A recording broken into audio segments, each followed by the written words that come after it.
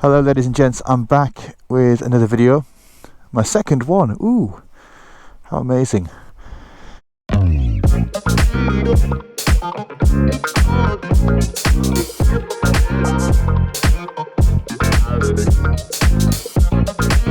I am in the Lake District. I am down at Ambleside and I thought I'd bring my Norden 901 for a bit of a jaunt. Should I use the word jaunt? Husqvarna, based on the KTM 890 Adventure. I'm not going to bore you with details and facts, but simply this is my bike. I didn't go for the KTM 890 because, well, I'll be honest with you, I don't like the look of it. This Norden 901 has a retro kind of look to it, feel to it. I like it. It's got a 19 litre tank, so about 250 miles. And yeah, I mean, it's a fantastic bike. This is not going to be a review per se. It's just telling you about my bike, and I love it. It's a fantastic piece of equipment. I'm 6'3". This is the perfect kind of shape, size. The dimensions are perfect for me, and she handles wonderfully. The best thing about it is the tank is slung down either side, 19 litres, and that gives it real kind of grounding. You go around corners and twisties, it feels really planted. A few little things that I've done is I've put a Black Widow exhaust on, which I love the sound of, the original, but this kind of makes it a little bit more woo, if you know what I mean. I've got the Givi panniers, and I use the Trekker pannier packs, the metal hard cases. Got a Cross Pro pannier. What am I saying? Pannier? It's not pannier, it's a crash bar. Very lightweight aluminium. I think it looks good. I'll probably do a few more things. But anyways, let's crack on and let's do rhinos. Ding. And then we'll go over to Hardknott Pass. Oh, not a very good start. Got a fly in my helmet. Right.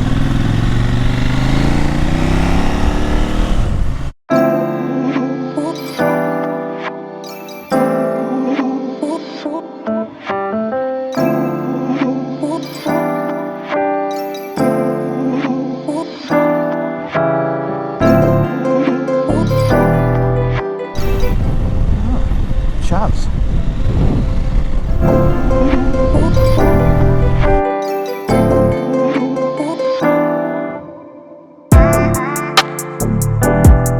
Yeah, so I've chosen to do rhinos onto Hardknott. I just think it's a better route. Rhinos kind of prepares you for the difficulty of Hardknott, if that makes sense. The hardness isn't, or the difficulty isn't the bends and the twists and the descent, it's the other vehicles on the road. And a lot of these people that come to do Hardknott Pass, and they have honestly, my full support, is just sometimes bring the wrong vehicle, sometimes, I suppose, definitely underestimating how it is to navigate or negotiate these twists. But most importantly is when they bring a vehicle that's just too big, and there are cases where people do get stuck on here and it just closes the whole pass down. So if you're going to do it in a car, make sure that you really know what you're doing before you get up there. Not to say that you can't drive, nothing about that. This is very different to driving on a normal road. There we go, buddy. Oh, look at that.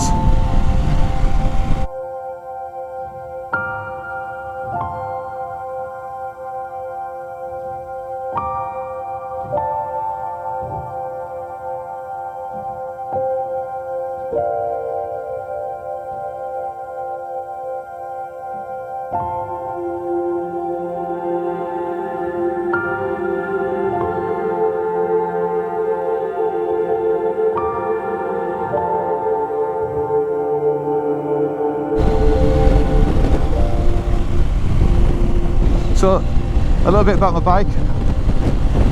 The Norden, obviously it means the north. I think it means the north. Scandinavian or Swedish. I love this bike, honestly, best bike. There are things I don't like about it. One of the things that took me a while to get used to was the seat is quite wide. And although I'm 6'3", I'm used to riding a sports bike, so it took me a while to get used to that kind of seat position with your legs ajar. But it makes for a very comfortable ride. Unbelievably comfortable. The seat is well padded. I mean, everything about this bike, I cannot argue, is just, it's a very comfortable, easy to ride bike. It's designed, I suppose, to be a little bit less off-road than the Adventure 890. The travel on the suspension is a little bit less. You've still got WP suspension on the front and the back. You've got that 19 litre tank, which is going to give you 240, 250 miles, depending on how you ride. And like I say, it's slung down the sides, which means that it's just really planted, you know? Yes. Now this is your out. If you don't want to do it anymore, you can jump out here. Obviously we're going to continue. I do need a wee-wee though, and there's nowhere for a wee-wee. Don't know why I shared that, but I did. Okay, see how we get on.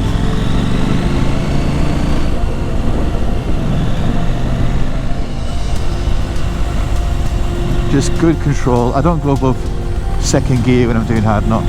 Not really. Don't need to.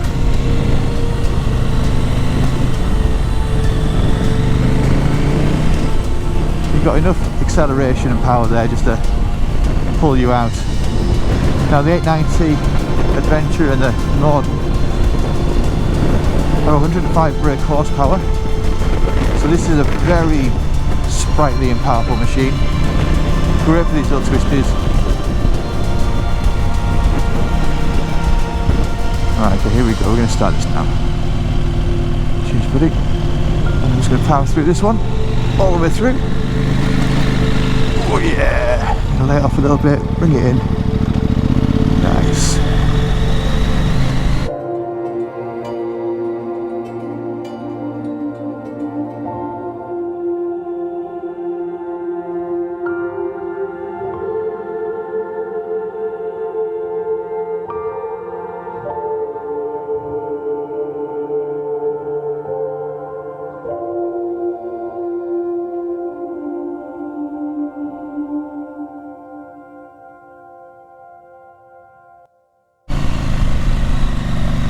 Don't trust you.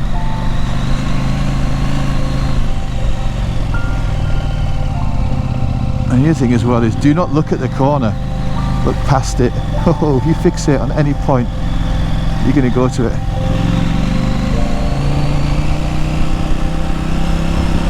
Hello cows. Oh, this is scary. You stay still.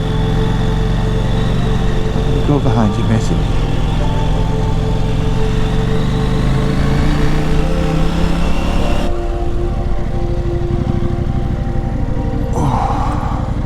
Right, photo taken.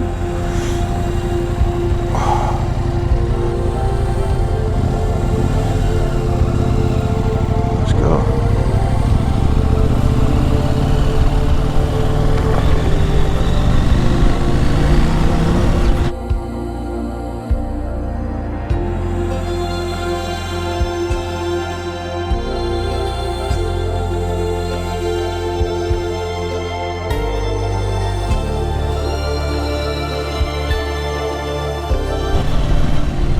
Oh, hey. The way you come through there, just look, the valley just opens right up.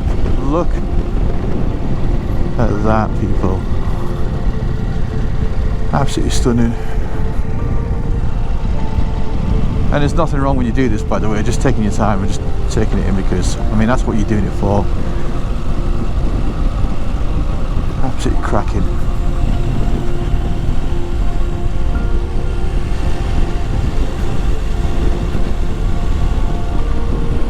And if you can see there's a wall just about there on the horizon below. Well, not on the horizon, below.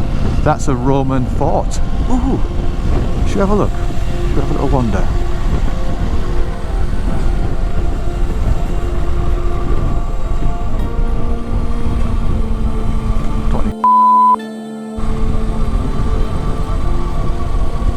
And you can't tell.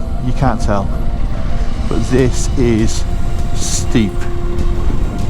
Not a little bit steep. Poop your pants steep, people. This is not pleasant. You know what? Immediately, since I'm here now, I'm just thinking, why have I brought my bike up here? What an idiot. And it's this corner coming up now that makes you poop a lot. So I'm going to be quiet. Drop into first, roll out. Nice and wide.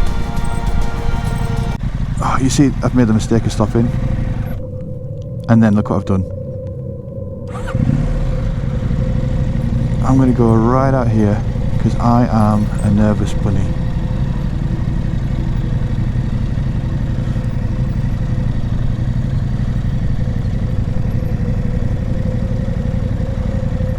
Why did I do this? I went way too wide there. How not to do Hardknott Pass. There you go. Look at all this water, make it so scary for me. There we go. And that's it, you see, I focused on the corner too much. I'm going to turn my head right round now, look at the right place to go, and look, no problem at all. There we go. I'm going to do the same again. I'm going to go over here. And again, see, no issue. You just focus. There we go. Now they're all saying, oh, look at that numpty, he went down there and then he came to the edge of the cliff. Anyways, how not to do Hardknott Pass. Just down here.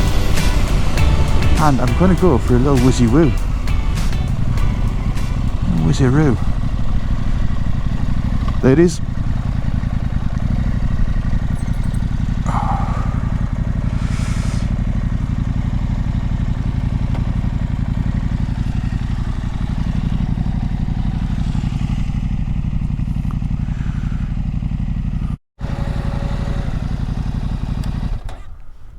Hello.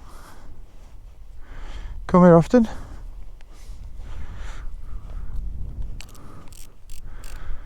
So there you have it, people. That's Hardknott Pass and Rhino Pass. Done pretty averagely. I didn't do a very good job. I could have done better. But this is the point, you see, when you come up there, it's sometimes scares the crap out of you. So anyways, I'm going to head down. Did debate there for a second to go back that way, but I'm not going to. That would be insane. Anyways, if you want an adventure bike that can do a little bit of off-road, you know, campsites, that sort of thing, because I'll be honest with you, I'm probably not going to go off-road that much. You'd green laning, no problem at all. But is obviously really comfortable for long distance riding. I highly recommend the Norden 901. Fantastic bike. It's got my heart completely. I love the thing.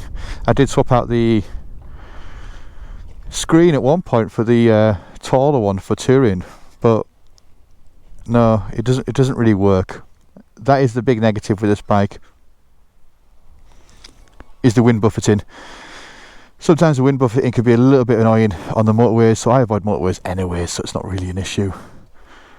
But I put the original back on because I'd rather have that clean air hitting me, if that makes sense.